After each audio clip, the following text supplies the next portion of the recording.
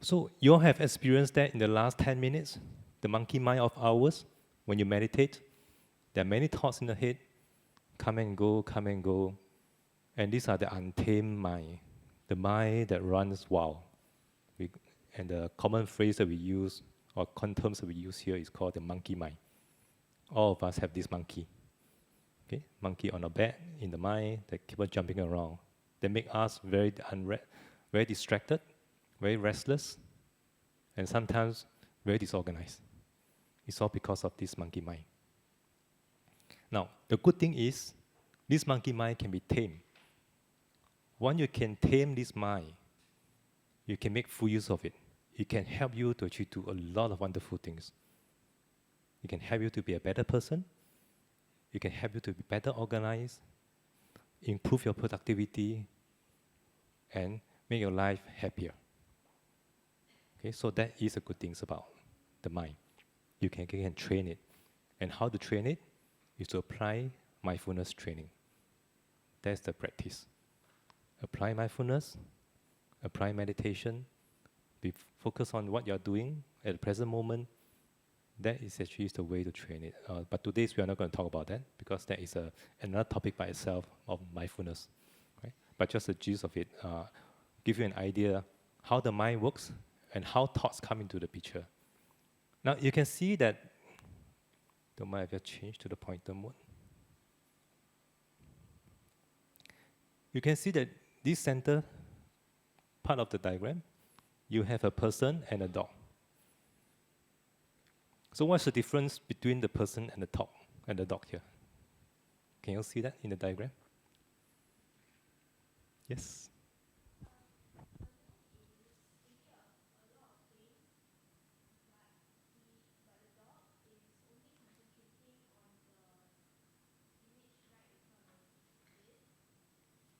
Yes, that's a very good answer.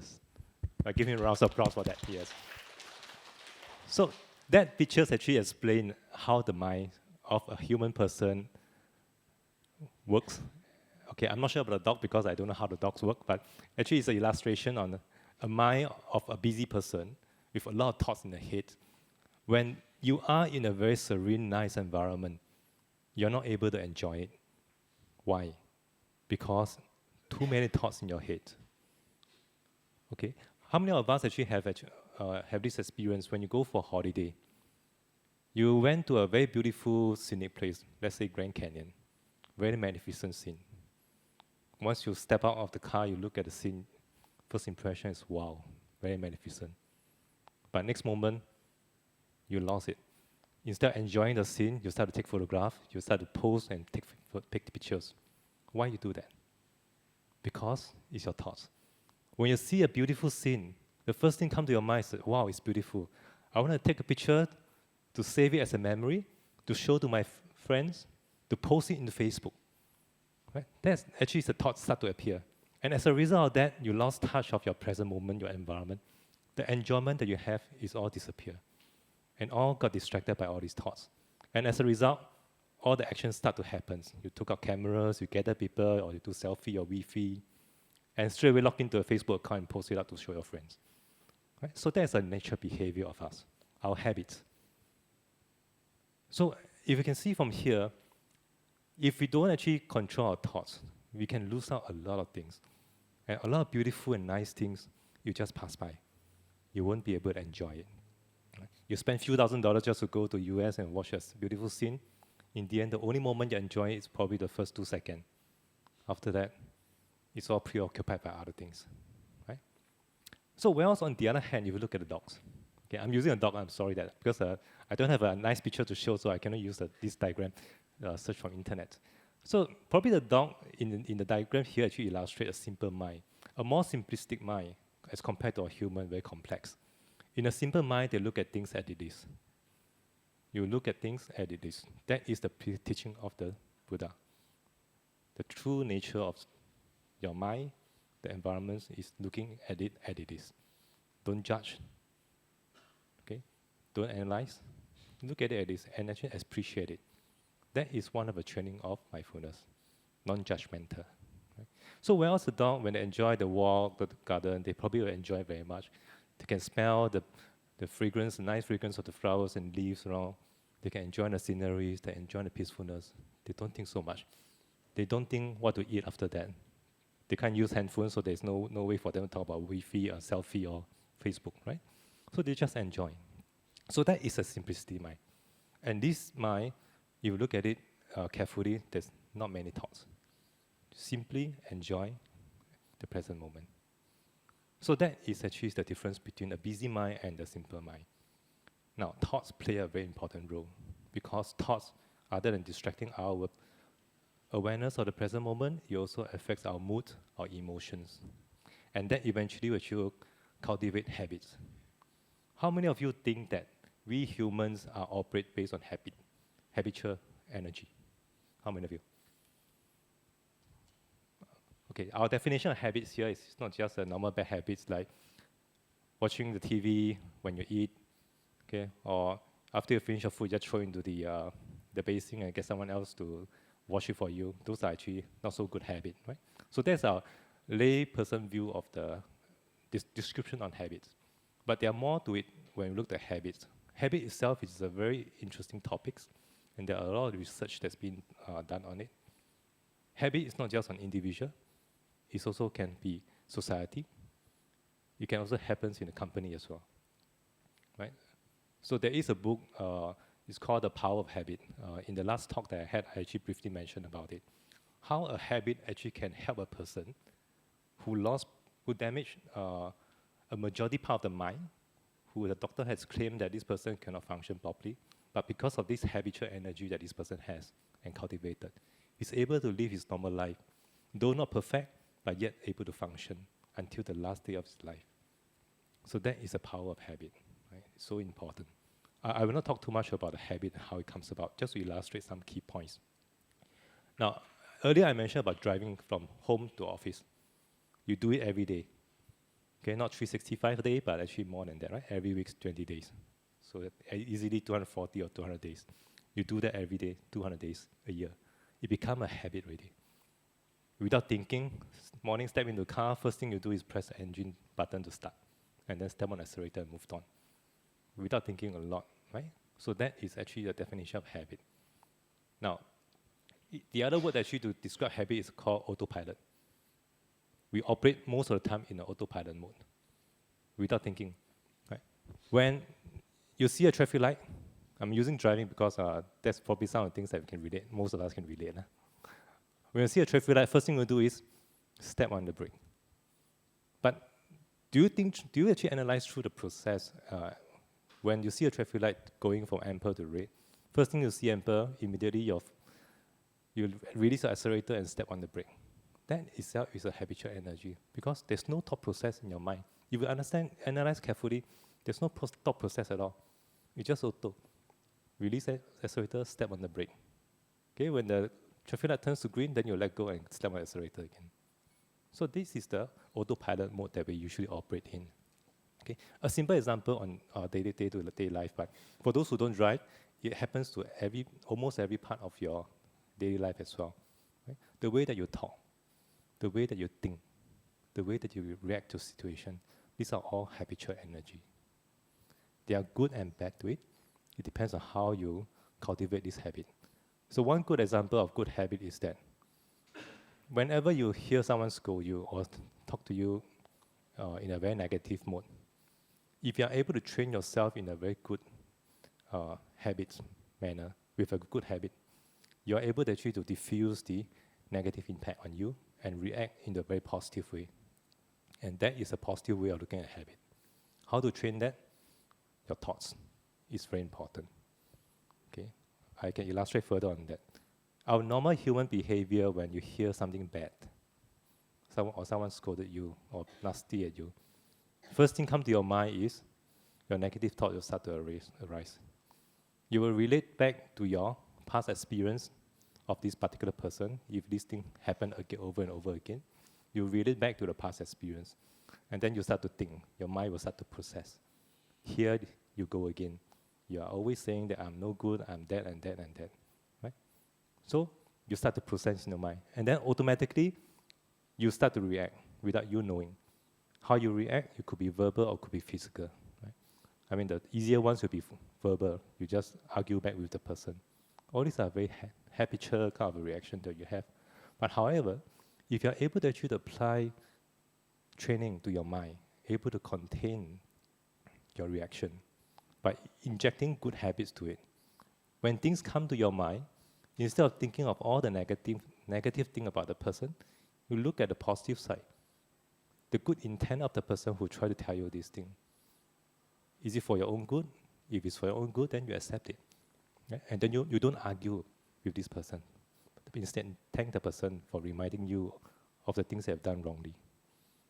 Right? So that is actually a way to actually cultivate good habits by applying good thoughts into your process. I'll illustrate more on that. One of the things that you can see the phrase here. This is actually an extract from Dhammapada.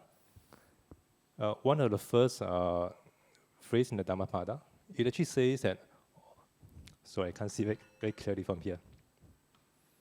Basically, the gist of it is that all your wrong action and ill wills all start with a wrong intent, your wrong mind, right? If your mind is not pure, whatever you do, you say, you become unpure. So that's what I'm trying to say. So that actually shows that the mind is so important. At all times, maintain the purity and simplicity of the mind.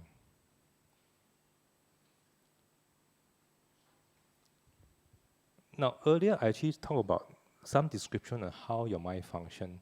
For those who are familiar with the Buddhist teaching, I believe you will understand that the fundamental framework of the Buddha teaching of our life is actually based on these 5 aggregates. Right? What are the 5? The form, the feeling, the perception, mental formation, and the consciousness. So these are the 5 aggregates that come together that actually make up a life, a being. And it keep on running and running and running. Okay? It comes together as a package. Okay? There's no form, there's no package that's without a form, there's no package that's without a feeling. All comes together as a package. So with all these 5 aggregates coming together, that's what the being keep on going. Okay? And that actually is described in one of the sutta, the dependent origination. Right? How a life comes about. It's all because of all this formation, the aggregation of these 5 factors, plus a craving. From craving, it becomes being, try to become. And from become, there's a lot of sufferings. And that actually points out to the 4 basic noble truths that Buddha tried to teach when he first met the 5 ascetic disciples. The truth, the 4 noble truths. The truth about unsatisfactory. The truth about the cause of the unsatisfactories. The end of the unsatisfactories. And then the last truth is the path for us to end it. Right? So these are 4 noble truths. And the practice that we mentioned here today is actually the practice of the path to end the suffering. And that path is a noble eightfold path. Later I'll touch more on that. Right? So the function of the beings is like this, right? So the mind is keep on generating thoughts. And once the mind generates thoughts, there's always a reaction to it. When the thoughts rises, you will have feeling. A feeling of like, dislike, or neither like nor neither dislike. It's always these 3 type feelings. Right? This is a general description.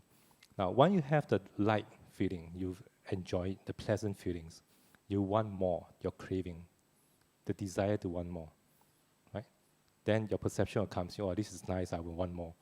And as a result, the formation will come. You have thoughts actually, you plan, how do I get to have more of this thing?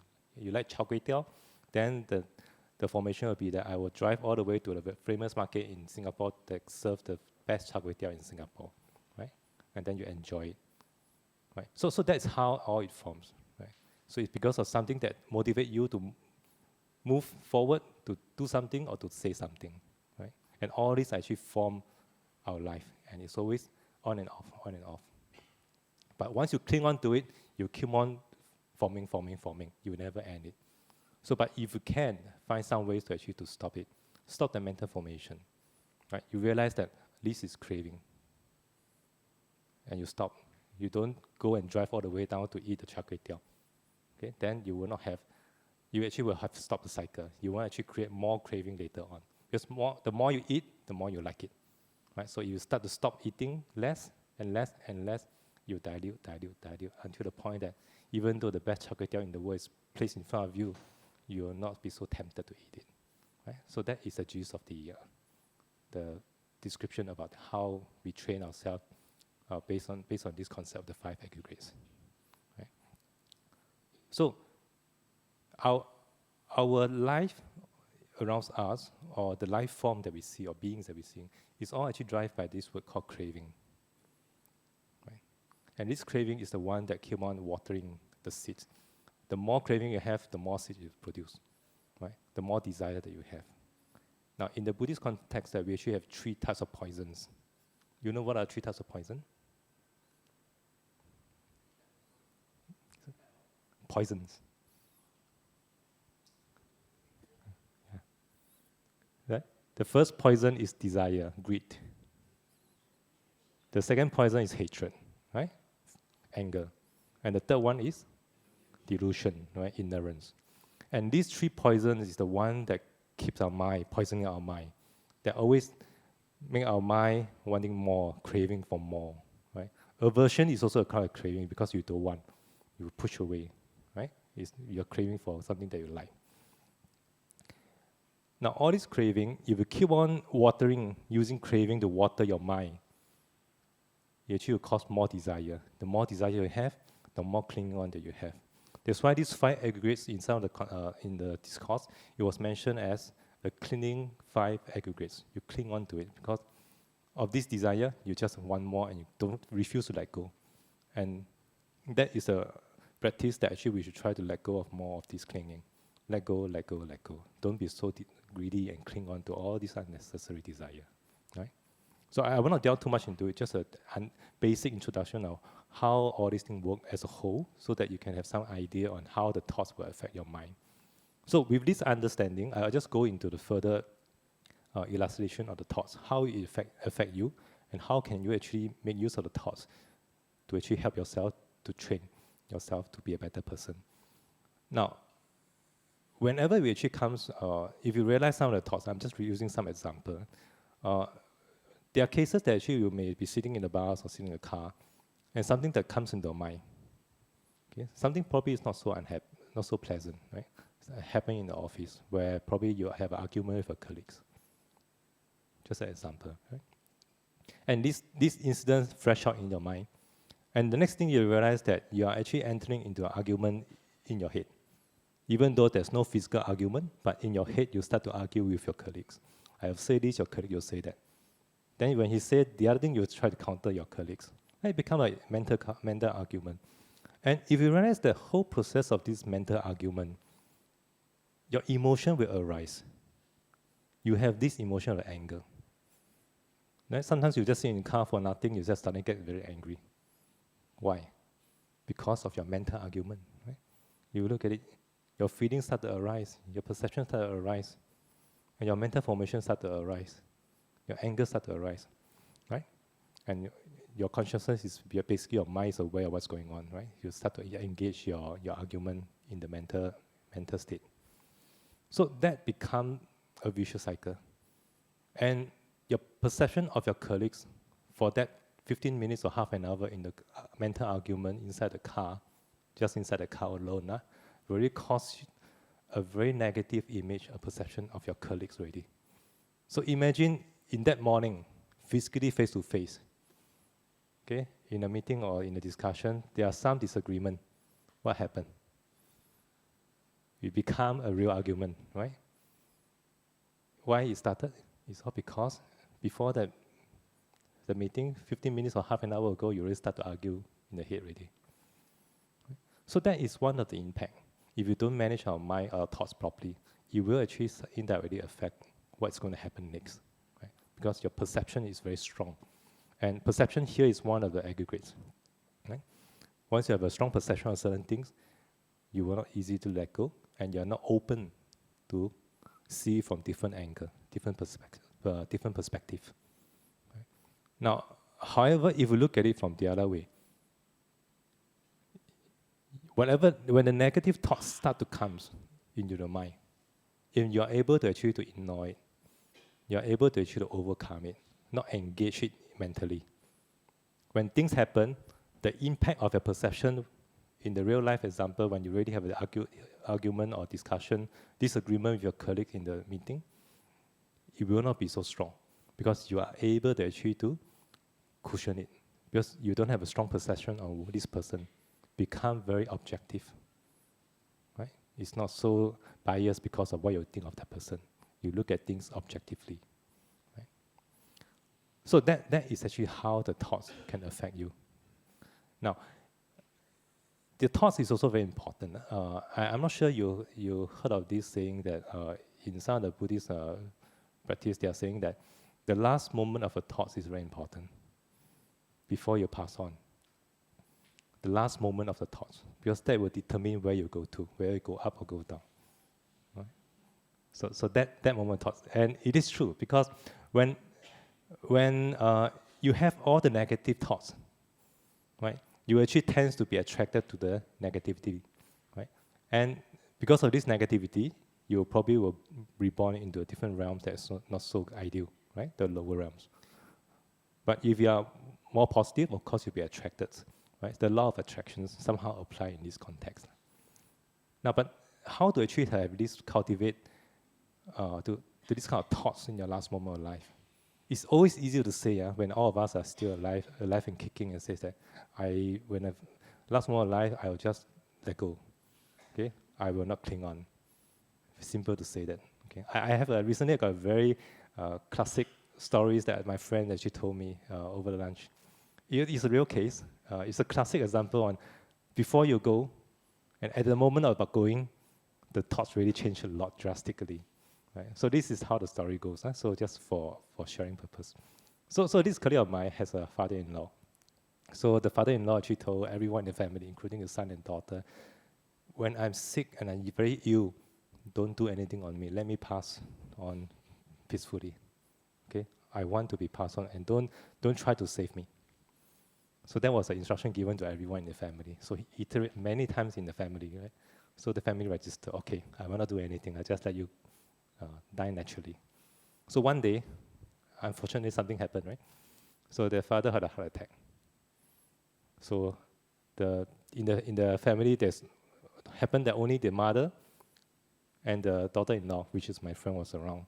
So two of them sent the father to the hospital, emergency, ambulance. So in the A&E, the doctors are all trying to actually get everything ready. And apparently there's a process they have to go through. They have to consult the families on whether do they want to continue to save the father. So unfortunately, my daughter-in-law was pushed into the A&E room. The mother don't want to go in, right? Because too scared, I think. So then the daughter-in-law went in, and the doctor was asking her, so how do you want us to continue to save your father-in-law? Then that moment, my friend recalled, the father-in-law actually give instructions that don't save him, let him pass on peacefully. So she recalled that, and then she just repeated that to the doctor. Then when they're about to sign the form, the father just suddenly woke up. Because he was in coma, right? So it was, suddenly he just woke up and said, no, please save me. So that last moment, he actually changed his mind. So you can see from here that how our thoughts can really change when it comes to a situation. So it's not that every time you say that, I don't care, let go. But is it really the case? Answer is unfortunately not. It's not really the case. Right? You really have to anchor it very strongly that this is what you believe and this is what you want. And how to do that? That's through our practice, the Noble Eightfold Path. Right concentration, mindfulness. Anchor it so that it become part of you, become your habit.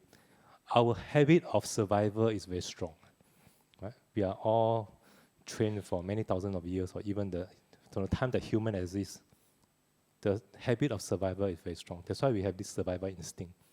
When things happen, we know how to react, how to protect ourselves. Right? So that is our habit. It's a very natural habit energies. So how to overcome this kind of natural habit energies?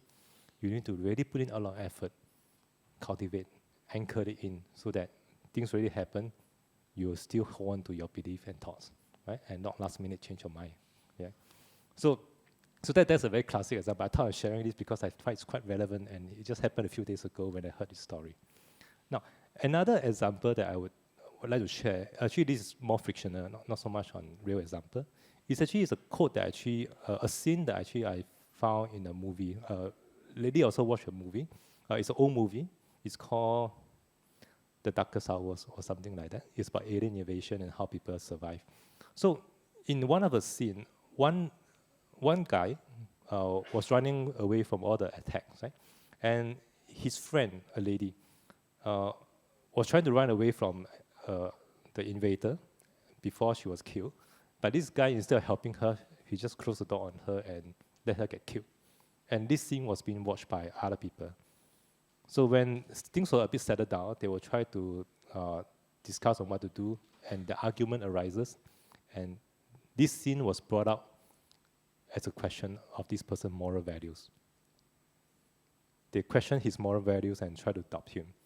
And I thought that person had a very good answer to the people around him.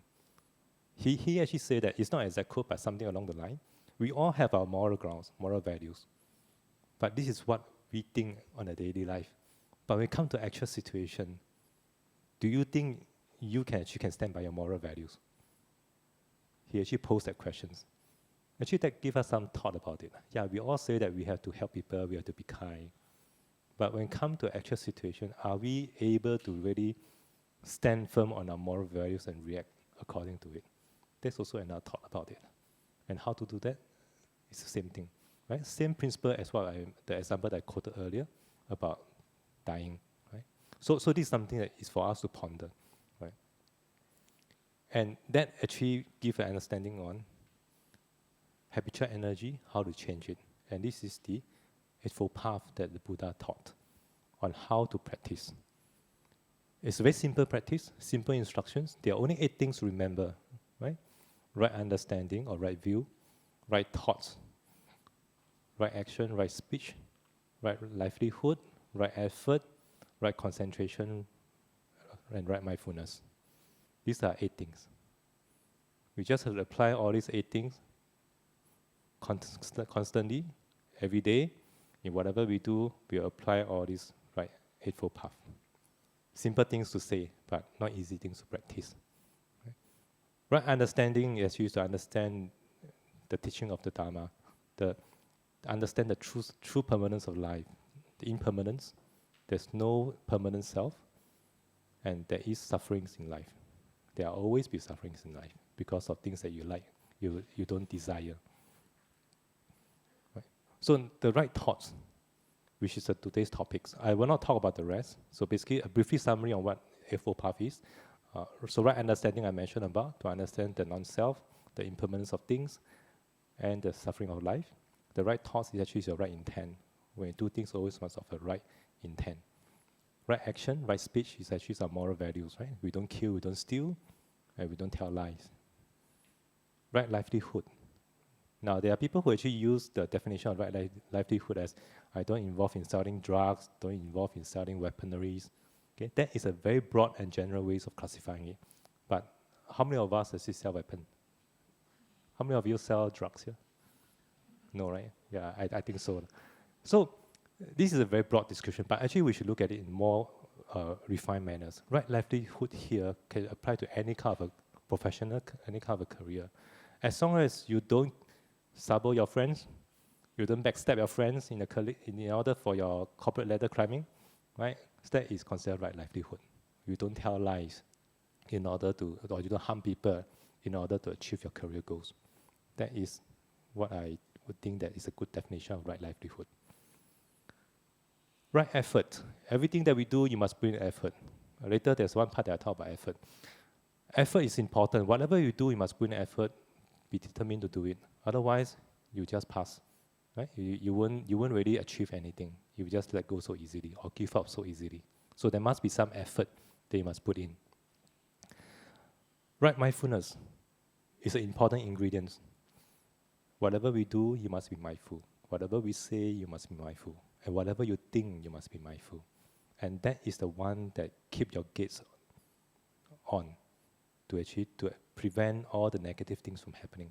to prevent wrong action, to prevent wrong thinking, to prevent wrong words. So that is the mindfulness task, right, to guide you. And when you're being able to apply your mindfulness in all the things that you do, over time, you become concentration. You will be able to focus more. Your concentration power will be a lot. Right? Once a concentrated mind, you will be able to understand the truth of the Dharma better, or explore new areas, understand the teaching of the Buddha in a different perspective. That's where the right understanding comes about. So Eightfold Path also comes in a package, just like the 5 aggregates. There are people who actually think that, yeah, Eightfold Path, you must do this, do that, do that. You must have right thoughts and right understanding. Right? It's a sequential thing. Actually, it's not. It's a very complicated interdependence item. Right? So right understanding can support your right livelihood. Right understanding can support your right speech and right action. Likewise, the right action will actually result you to have a better understanding of your teaching. So it's all interdependence, right? It's not just one after another. It's an intertwined kind of relationship. So it comes as a package. Whenever we practice, we always practice it in a package. Now, today's topic is talk about right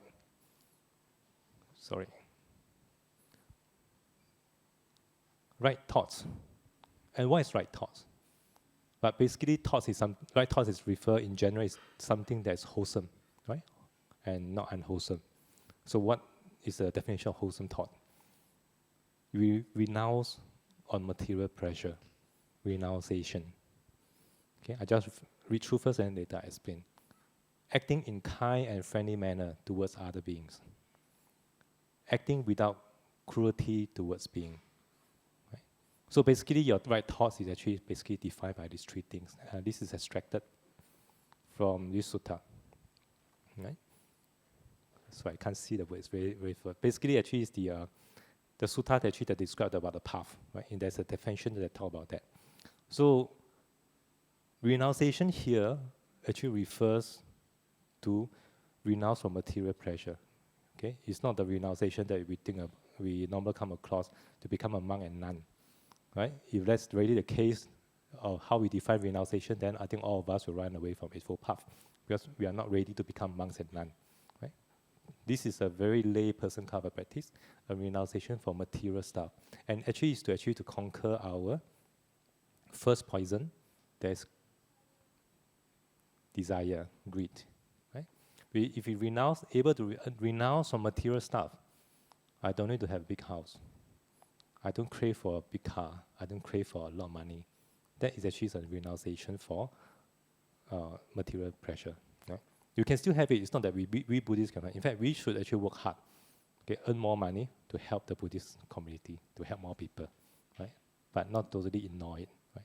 So this is it's just that we don't actually cling on to it in a negative way, right? Become so greedy and attached to it that we want more and more, and we do whatever we can to actually achieve that material stuff that we want. Okay, so that is not the idea. The idea is actually to don't take it so hard. Okay, you work hard for it, but we work hard with a good cause. Okay, with a good action, with good speech. We don't harm people. We don't steal, we don't lie in order to achieve our goal, right? So once you have this realization for all this material stuff, even though you gain it, you are happy, but you're not so attached to it. When you lose it, you're also not so affected by it. You still moved on. Right? Now, there are people who actually earn a lot of money. Right? There's one story in the discourse that there's this old man who passed away. He's a very rich old man, but he lived like a beggar. Right? He didn't treat his family well. He didn't treat his servant well. He didn't treat himself well because he's so stingy. He doesn't want to spend the money. So in the end, he died. All the money goes back to the king. Right? Nobody can get it. Right? The family don't enjoy it. He don't enjoy it. So what's the purpose? Then that's where the Buddha says that you must actually learn to use the money wisely. Right? So you can earn a lot, but you must use money wisely by taking care of your family, taking care of your society, taking care of your workers, and support the community for the practice. And of course, you also have to take care of yourself in your health and your material needs, but not overly indulge into all the material stuff. Right? So that's how we make use of material stuff.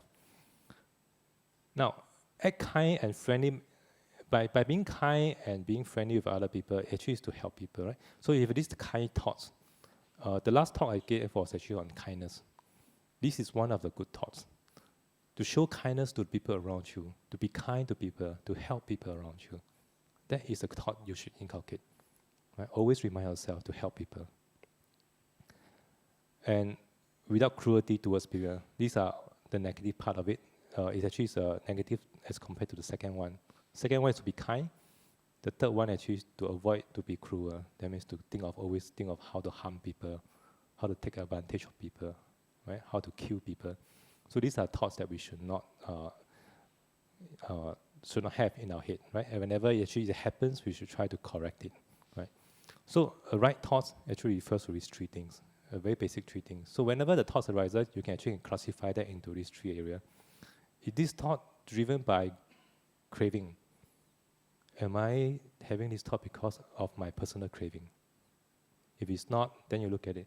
Is this thought of mine able to help people? Or being kind to people? If yes, then you continue to act on it. Then the third, or the other way is you look at it, is this thought that actually will cause harm to other people or harm to myself?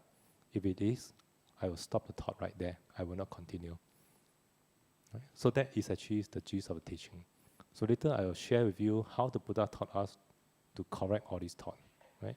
So, but we just need to actually first be able to identify that the thoughts can be classified into these three categories. Now, easy to say, classification, right? Have you all classify everything every day? But how do you classify when thought arises? At least present moment, the thoughts in your head, are you able to classify them? Is your thoughts renunciation? Is your thought about helping people, kindness? Or is your thought about harming people? Are you able to classify that at this present moment when it arises? It's very difficult because we are not used to the mindfulness training that can detect all these thoughts every day and then. Right? So apply some thoughts about it. After this talk today, if you can, always remind yourself to watch your thought. Remind yourself, watch your thought. Okay? Keep on doing that and it become a habit. Once it become a habit, you'll be very natural, second nature already. Right? Just like autopilot mode. There's no need for you to put in effort to watch your thought. You're able to straight away identify this is the wholesome thought, this is the unwholesome thought. Okay? So maybe for the start, the process of doing it, if for those who have not tried before, maybe do it simply. Okay? Don't need to classify into three categories first. Just two. Okay? Which are the two? Wholesome, unwholesome. Right? Whether your thought is wholesome or unwholesome. Now once you get used to that, then you go into the one more level of details. Classify into three. Whether this is a thought that about renunciation or craving. It's a thought about helping people, kindness, or it's a thought about harming people, cruelty. Okay? So one step at a time. Start the habit going first. Right? So once you're able to do that, that's very good because when a thought is able to be identified and classified, and you can interject, you will break your 5 aggregate, the chain of circle. Once it's being broken, your whole life will change. Right? So that is the power of thoughts.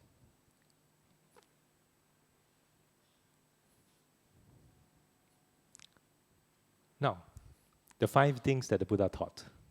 In fact, Buddha, in 2,600 years ago, he's already a master of psychology already. Right? He actually knows how to manage our thoughts here. A lot of teaching has been put in. So first thing, how to actually overcome your negative thoughts. So when you detect that this thought is unwholesome, what you should do? You replace it with good thoughts. Okay, so in the sutta, the Buddha was describing that just like a very skillful carpenter, you are able to actually to replace, as long as you notice the pad. A pad basically is actually some kind of nail. It's not a nail, but it's a joint that joins woods together. In ancient days, how they actually do the carpentry works. They don't use nail, they use pad to join 2 pieces of wood together. Right? So basically it's a hole on two pieces of wood and then they hammer in another piece of short wood to join them together. So that's called pad. Now, as long as you realize that this pad is rotten, straight away the carpenter will realize it. He will actually replace it with the new one. How to replace it? They put the new one on top of the old one, hammer it in. then the own will just come out from the hose. Right? So that is how the pad is being changed, replaced. So to do that, you must be very skilled carpenter, right, to identify it and then replace it. So for us as a lay person, when we practice, what's the skills that we need to do that? Instead of carpentry works, now it becomes the mind work. How to fix your mind when there's a negative thought. You realize that there's a negative thought. Replace it. So to do that, you must be very skilled, very mindful to be able to detect the thoughts is negative, unwholesome. And then straight away replace it with a wholesome thought. Right? So just like earlier, I think there was one example that I raised about when someone actually give you a negative comment. Okay, straight away, you can detect that your negative thoughts will arise. Why this person is so cruel to me saying such a negative word? Okay, you realize that this thought arises, straight away change it to the thought that says that, I should thank this person for giving me a very good feedback so that I can change. How many of us can do that straight away? Not many, right? So this one requires a lot of practice. Change, right, your habits to be able to do that. So this is the first step. If we fail to do this, never mind. Buddha knows that we all need time to practice. So he offers a second option. Second approach. Now, second approach to actually overcome negative thought is, if you are not able to replace the negative thoughts with a good one, just like that, you reflect on it. This is the second approach. You reflect on the consequence of the thoughts you have. If the thoughts is unwholesome, right, you reflect on this thought. What is the consequence of this thought? Will it cause harm to people? Will it cause harm to myself? Will it cause harm to everyone here, including myself? You have this thought. You actually analyze it. Once you analyze it, you are able to reason it out and say that this is the unwholesome thought. It will cause harm to people and myself. I will stop it. I will not continue. You stop it then and then. If it's not, you can help people, then you actually can continue the thoughts. Right? So that's how you identify it. But in order to do this, again, you also need some training, right? You must be mindful to pick up the thoughts, it's an unwholesome one, and able to analyze it. Now, the analyzing part actually is a good thing, because as I mentioned earlier, we are all habitual animals, right? We have habits. If you are able to pause, use that moment of short pause to analyze, that actually will slow down your autopilot mode. You will not react really. That means you think. You have a 1 or 2 seconds to start to think. Once you are able to pause, it's a good achievement already. The first one is without pausing. Straight away you realize it, you replace it. Straight away, that means it's very smooth flow. Right? This is someone who is very well trained and well practiced. Is able to do that. But you are not able to. At least you pause. You pause for a while. You analyze the consequence of the thoughts. Now, if after analyzing, you find that this is no good for me, right? I want to eat char kway teow. Char kway teow, okay, char kway teow is not unwholesome. It's actually it's considered as unwholesome. It's a craving, right?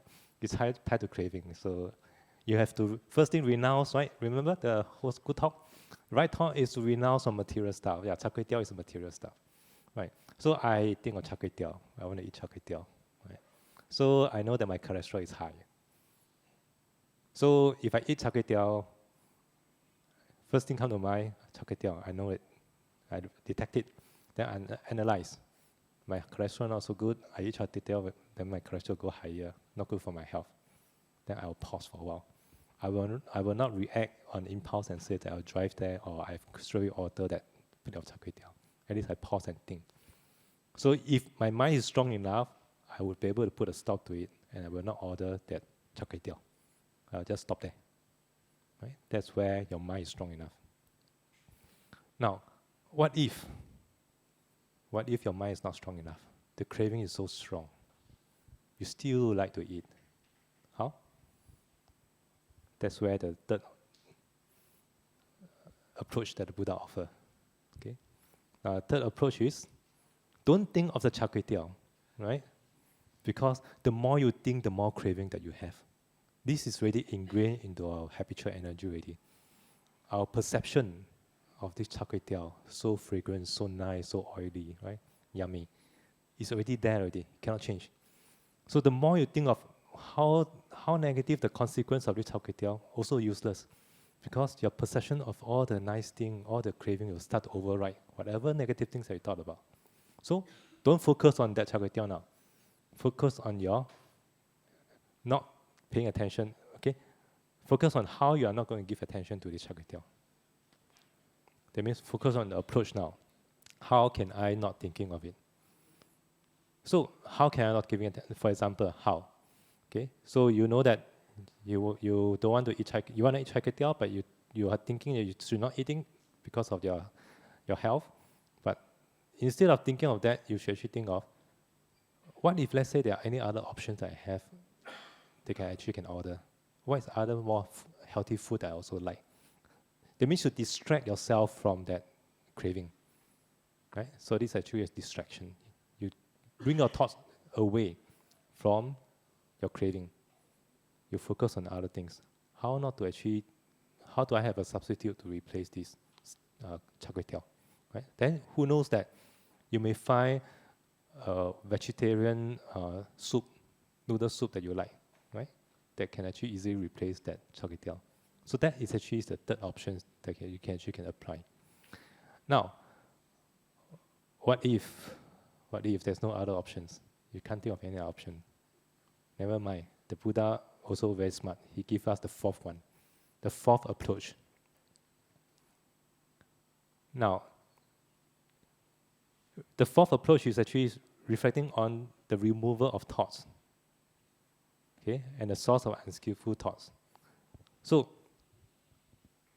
this part actually is to now also as a part of a distraction. That means you don't focus on the immediate subject, right, which is your char kway teow. You don't focus on it, but actually now focus on other things.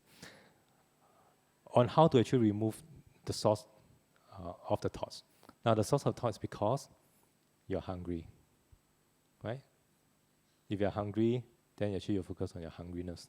You don't focus on the food, but you focus on hungriness. Right? You redirect. It's actually redirecting attention. So basically the third and fourth are actually redirecting your attention from that craving to something else, so that you won't pay so much attention to it. Now, if you're hungry, you can always think of other things, right? You're hungry, do you want to eat now or you want to eat later? You want to eat later? You can actually go back for dinner. Go back for dinner, the wife will cook a very nutritious food for you. No need to eat char kway teow, right? It's a good thing. You make your wife happy, you make yourself healthy, right? So you're actually redirecting. Okay, so that's actually the root cause of why you have this craving, is because of your hunger. So address on your hunger rather than address on your craving. Now, what if the four approaches also fail? You can't do that. The last one. What do you think is the last one that the Buddha will teach? Letting go? No, it's not about letting go, right? So what's the last one? Okay, before I review the last one, I think you all should roughly know the life story of the Buddha. Before Prince Siddhartha became the Buddha, he was a prince, right? And he's not just an ordinary prince, he's a very talented prince. He's a very smart, very skillful, and he's also a very good warrior. He knows how to fight. Okay, so he's also a warrior himself. So he actually will fight when there's time there's a need to fight. But in this case, it's not physical fighting. He actually used an analogy. Okay, if everything fails, you still cannot overcome that. You fight, but this fight is called a spiritual fight, not a physical fighting. You put on all your spiritual armor, you clench your teeth, you hold your tongue, hold it tight up to your upper palate. That actually means that you put in a lot of effort. You put in effort to overcome that, right? So that's where in the Eightfold Path, we talk about the right effort. This right effort has to be applied in order to overcome all your craving, all your ignorance, and all your hatreds. Okay? You use this right effort to fight. Okay? You must have the energy, the strength to be able to fight this craving.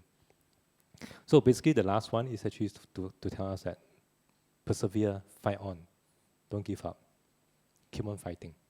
Just like when you have a two-person fighting, you're going to armrest the other feather down to the ground, pin it down so that the person cannot move. That's what it meant. Right?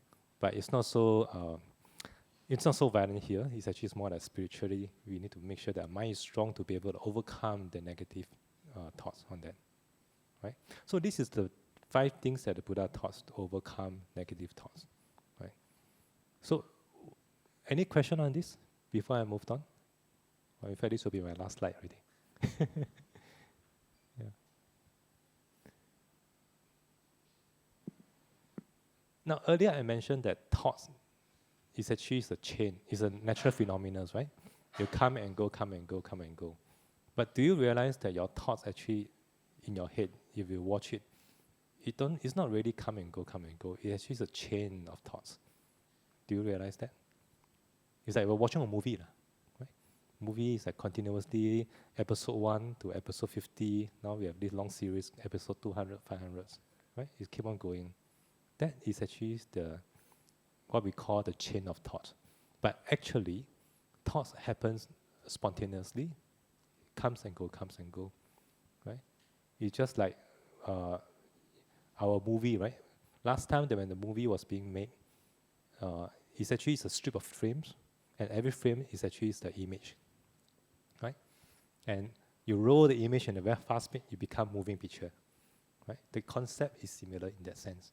Our thoughts is actually image, still images. But because we chain them together, we replay them in a very high speed, become images, okay? The best thing is that you can put in stereo sound into it, right? Yeah, you can hear the conversation, the voice, right? You can put in all these things in. So that is actually how thoughts works, right? Chain of thoughts. So if you're able to apply a stop to the chain, you can technically stop the thought process, and then you can move on to something else. So that's how we break the chain of thought. Now, good thoughts also same thing. In work, we usually think, right? We have to use a lot of brain power to think, to solve problem, to think of how to write reports, etc. So there's a chain of thought and how we put a storyline. So usually in office environment, we think through, very nicely, this is the overall plan, this is the key points, and this is how I approach to write it. So when I'm thinking of that, suddenly someone came in to your office and said, hey, I got a problem, can you help me? Then that chain of thought is being stopped. You direct your attention to something else to solve the problem that your colleagues came to you. But by the time you finish, you come back, you want to continue the chain of thoughts. Very often it's very difficult to actually to get it going immediately. You take some time to warm up, get on the momentum, and then you continue. So that's why whenever there's a break in thoughts, your energy level will drop. And after it drops, you got to pick it up. You take a while to pick it up, and then you continue from there.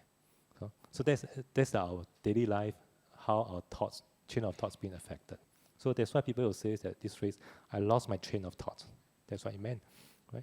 But if you apply it to actually to negative thoughts to overcome it, same thing can apply. If you're thinking of all the negative things, you just have to break it and then slow down the momentum or deplete the energy so that it won't come back again. Or even if it comes back, it will come back slowly. It gives you time to think through the 3 things that I mentioned, right? The 3 categorization of thoughts. Right? So that is about thoughts and how to overcome them and why is it so important for all of us. Okay, anyone have any thoughts on that? Any questions?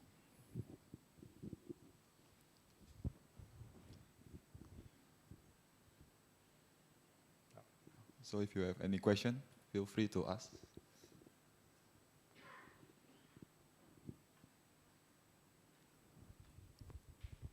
Okay, if not, I just have some more time, so I tell you another story. Okay, so this is a story that a Buddha is one of these discourse. The Buddha talked about how to handle anger, right? One of the 3 poisons, right? Anger. So that this old man in the Buddha's time is very angry of the Buddha. Right? So for some reason, he's very angry with the Buddha. So he'll come and scold, curse the Buddha, etc. So one day in the gathering, this old man came, right? Okay, he scold and curse, and then so the Buddha saw that old man, asked him to come over, right? So yeah, so old man, yeah, please come forward. Right? So then instead of being angry, the Buddha actually gave him a very good discourse. So what did the Buddha say? So Buddha says, so old man, can I ask you a question? If someone come to your house and give you a lot of gifts, right, a present, and this present is something that you don't like, do you accept it? Then the old man say, of course no. Right? I won't accept any gifts that people give to me that I don't like. So I'll reject it. So if you reject it, then is this gift belongs to you? Then the old man actually very wisely say, no, if I don't accept it, then this is not my gift. Okay? It does not belong to me. So now the Buddha knows that old man able to understand, so he tried to use it to give him a good teaching and says that, so old man, when you come to my house, you give me of all the gifts of insult and scolding, it's a gift that you give to me. So, do you think I like it? The Buddha said, before he answered, Buddha says that actually I don't like this gift. Okay? So, but however, I will not accept this gift. I keep this gift to you. This is not my gift. So whatever you say does not affect me, because all your scoldings of words and insults is not affecting me, because it's not mine. I did not accept it. So that is actually a very good teaching on how to handle anger. Then the old man realized, oh, yeah, this is a wise teacher. So from there on, he paid a lot of respect to him, and he also managed his anger very well. Okay, because he's an angry old man, right? Keep on scolding people. So that teaching actually is also applied to our thoughts as well, right?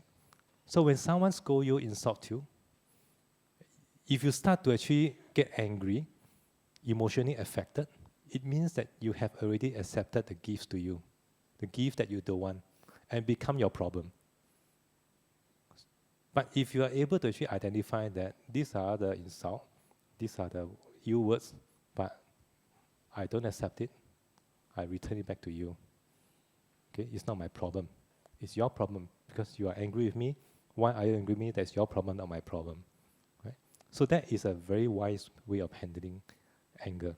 And that also comes in with thoughts. Right? So without the good thinking, without the right understanding, you'll probably accept it and say, why are you so angry with me and you so unfair to me? You see the word me comes along, it's all because of self. You always think that I am what I am. Okay? Whatever you say is me. Because you're so attached to this self and ego, and you react. But if you don't have this self and ego, you will probably have not that kind of reaction. Right? There's another story.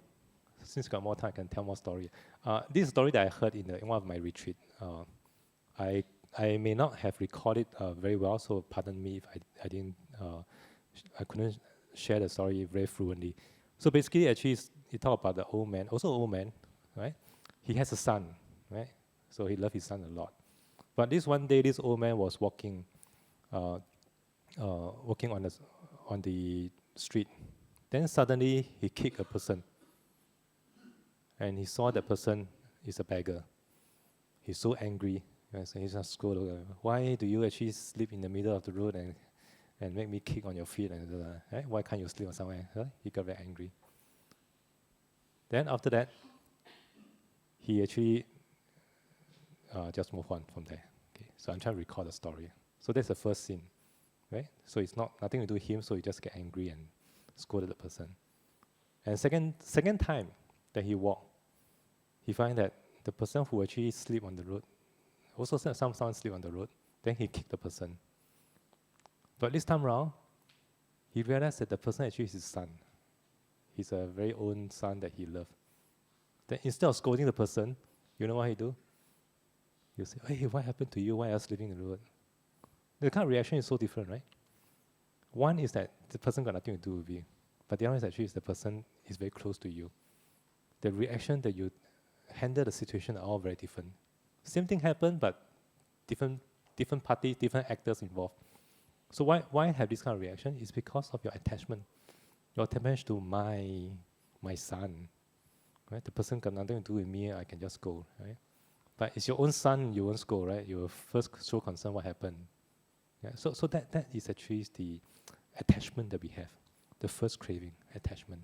Whatever we talk, whatever we do, we can't run away with these three things, the three poisons of us. The poison of attachment, craving, the poison of hatred, anger, the poison of ignorance. Right? And we just have to make sure that bit by bit we carry out all these poison and let us have a clearer mind to look at the things and understand things better. Right? So that is the power of the teaching of the Buddha by applying the Eightfold Path. So how the Eightfold Path can help us to eradicate these three poisons? Okay, right understanding. Understand that in this life, I'm repeating myself, so pardon me. Partly to kill time, partly actually to re-emphasize the point. Re-emphasizing the point so that we all know and we can actually remember. And once we remember, whenever we have issues, we can bring out as a thought to help us to change our process and habit. Right understanding, to understand that there is no self. There's no impermanence in life. Everything, there's impermanence in life, right? There's no permanence in life. Things actually keep changing, right? And the life about sufferings. We all live in this world, we all have to suffer. Now, when we say suffer, doesn't mean that we are very pessimistic. Okay? Suffering is issue to understand that there are things that we like, that we don't like. Whenever we come across things that we don't like, we feel unhappy. We don't feel good. That is suffering already. When you have what you like, you feel happy. But once you actually attain it, you can lose it as well. Once you lose it, you become unhappy. Right? So this is one of the things that we talk about. In the last talk, we talked about the eight wind. They can actually affect the human emotion. Gain and loss is one of them. Right? So understand that the true nature of self, the true nature of impermanence, and the true nature of these sufferings. Then thoughts will come. Right? When you apply thoughts, also always apply based on this wholesome and unwholesome. Right? So once you actually use wholesome and unwholesome to try to classify your thoughts, you are able to pause your autopilot mode thing, whether I'm doing the right thing or wrong thing. Once I'm able to differentiate that, then your action and speech will come accordingly. If you're able to pause and apply right thoughts into your action and speech, your thoughts affect your action and speech. Because all start with the thoughts. Once your thoughts is correct, your action and speech will be naturally correct. Right? So once you're able to actually apply good action and good speech, your livelihood will be good because you know that you won't be harming people for your own personal gain in your career or your own personal gain in your wealth or whatsoever. Right? So livelihood will be good. Once you have all these thoughts and livelihood settled, you probably will not have any worries about people trying to take revenge on you and etc. Then you will be able to have more time to do your practice. That's where your good effort will comes in.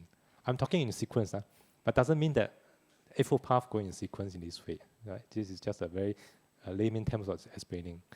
So you are able to actually apply effort, good effort in whatever things you do. You don't have to worry too much about people backstabbing you or taking revenge. Then you're able to actually be more mindful in your work. You don't have to, that means you can focus better. Your mind will be clearer and concentration will come. Mindfulness and concentration is actually basically mainly refers to our meditation, but it also applies to our daily life as well. Because in daily life, we apply mindfulness and concentration everywhere. Okay, it's not just in the sitting, but sitting is really to help you to train your mind so that your mind becomes strong. You just like go to the gym, right? You go to the gym to train your muscle. If you go to the gym, you don't do anything, your muscle will not be strong. When you will need the strength, you don't have the strength to really handle the situation. So in order for you to have the strength in your mind, your gym will be your meditation. That is the training. And only with the strong strength of the mind, then you are able to apply just now the approach that the Buddha mentioned, how to overcome the negative thoughts. That will help you to apply all these skills that Buddha taught to overcome negative thoughts.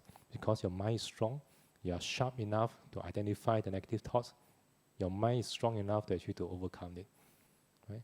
And if based on these 5 approaches, if the first 4 cannot work, at least you have the effort. You still have the right effort, determination to actually to push on, to overcome all the negative thoughts. Right? So that all in all, Eightfold Path is very applicable into what we do here as well. Right? So that's something that we should actually go back and think about it. How can we actually continue in our practice? Our practice, once we are actually able to practice well, it gives you all the benefits. And not only yourself, the people around you will benefit as well. If you are able to practice well, you can influence the people around you. Just like the spread of kindness, the thought of kindness. It's just like a candle. You pass on from one person to another person. That will be a very good effect for the whole society around us. Right? So giving this kind of a confidence to people around us is a very good thing. When people see that you have transformed from a very negative person to a very positive person, right?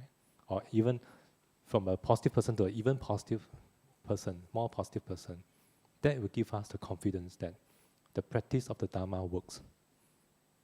And according to the Buddha's discourse, giving the people the confidence to practice is the highest giving, highest dana of all, as compared to giving the material stuff.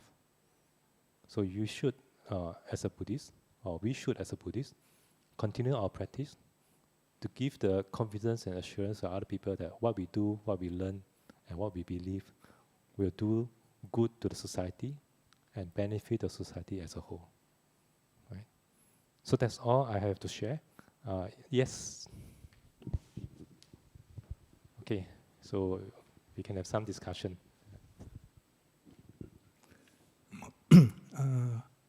Brother Wong, thanks for giving us some right thoughts.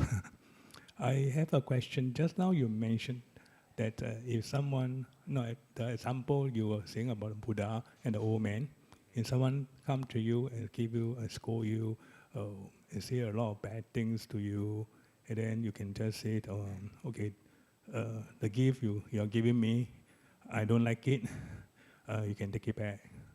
Okay, my question is, if I come over to you and give a slap, how you react to that? I can't take it back, right? Yeah, I probably give my lesson and slap, right? No, it's not. Okay, that's a good question. In fact, this is a question that a lot of people have asked, right? So when someone actually comes forward to give a slap, of course, first thing that you do is that you have to siam, right? So you have to, sorry, pardon me, I'm using Singlish. So you have to actually avoid the slap. Avoid yourself from being harmed by the slap. Okay? Then you ask the person, why are you doing that? Try to understand.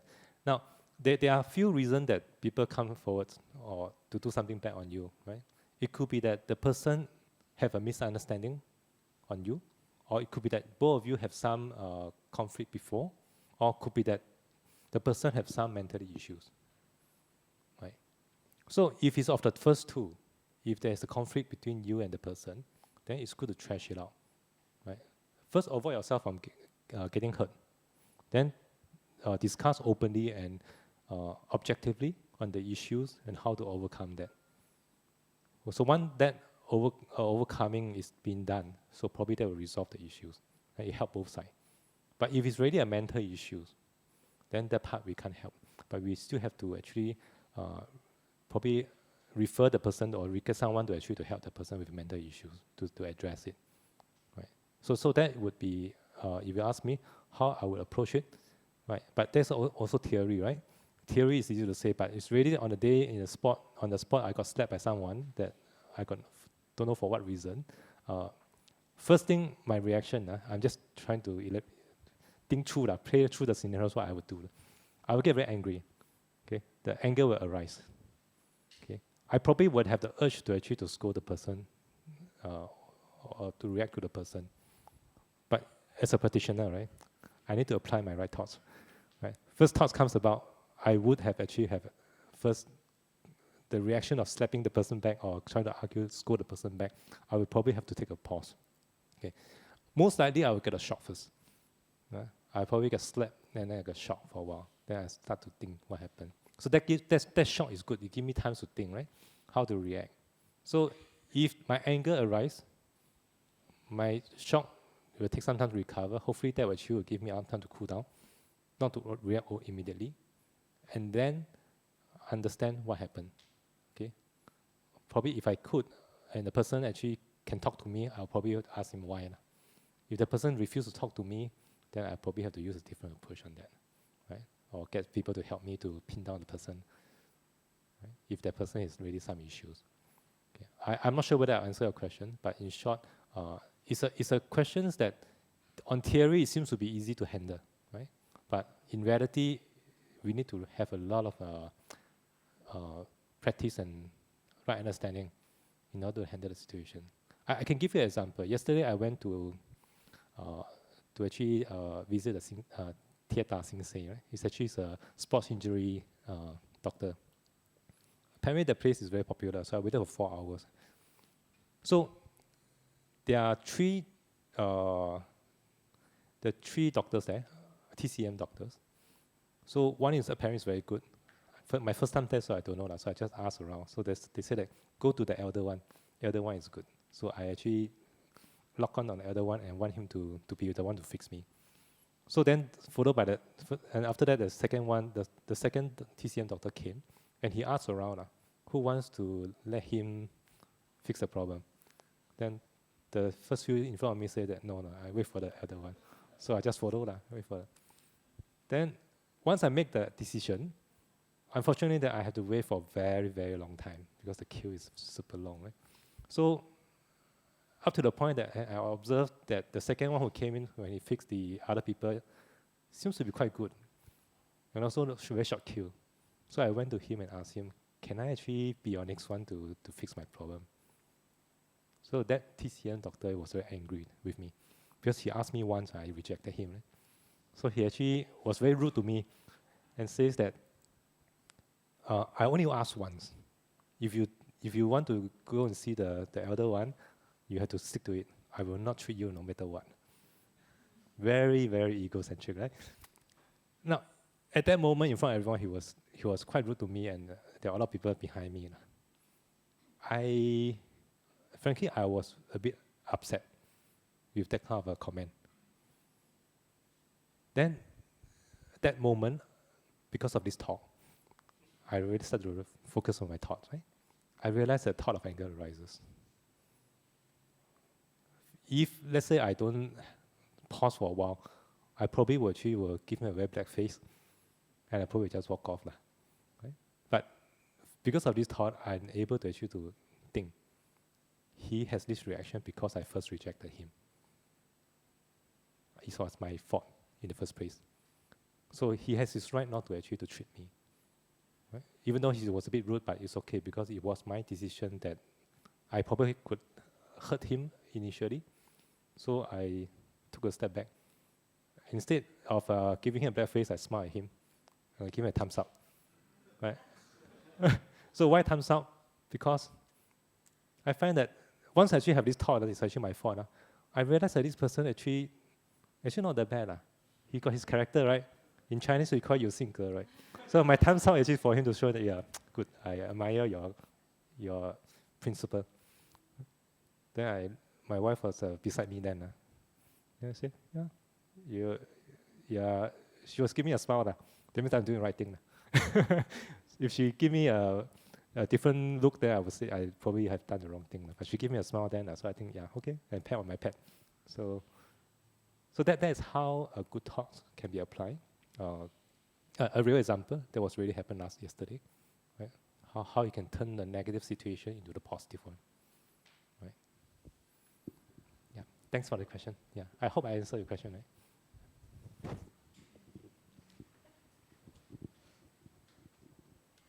Thank you for the talk.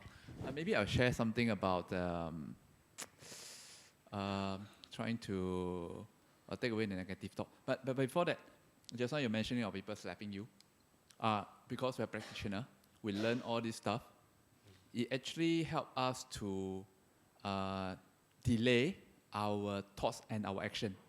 You know, when we get hit, okay, people who are not practicing, probably they react immediately. But because we're practitioner, then we have that lead time, slow down, think, and react accordingly. So I think we should be able to practice that. Then another thing about how to overcome negative thoughts. When people belittle you, say bad thing about you, I read something from Ajahn Chan, a very famous master. I think he put it this way. It's very disgusting, but I think it makes me remember all the way. Okay, when people say bad things about you, belittle you, you think of it that as people spitting on the floor. So when you react, it's like you pick it up and put it in your mouth and eat. So that makes me forever remember. So next time when people do this kind of thing, I think of it as that and will never pick it up. And that actually, stopped me from reacting immediately. So I hope that helps. Yeah, thank you, brother. Yeah, that's a very good example. Yes, yes. Yeah, anyone have anything to share? Your personal experience? I believe that in this kind of a Dharma setting, sharing a personal experience actually is a very good way of learning. Because we will know that what we share is not theory, right? In theory, it's very easy to practice. I mean, I understand. But when you put into practice, it's very different. But this sharing your personal experience will be very good to give the confidence of people around here that, yes, the Dharma works. Right? Anyone would like to share?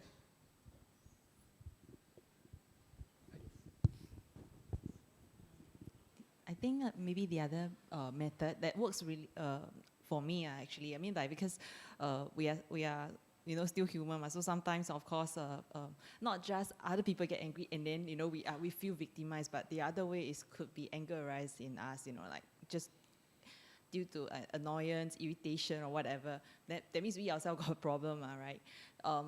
Then this Dharma teaching I heard and I find it very effective is the simile of the saw.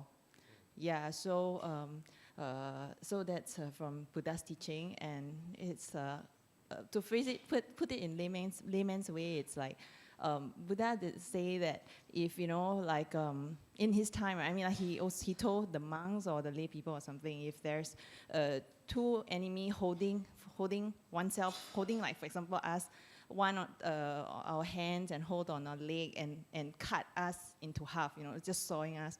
If we have any tinge of anger that arises, we are not practicing Buddhist.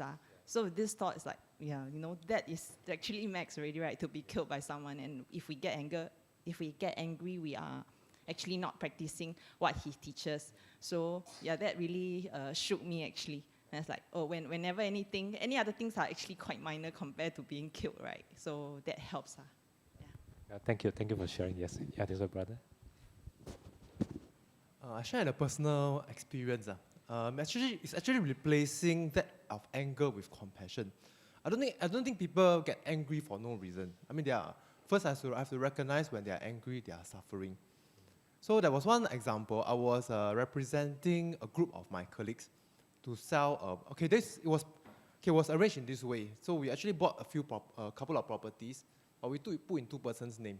Yeah. So one of this person, because of some misunderstanding, he left the company. So he was actually having quite a lot of mistrust of the whole group of people.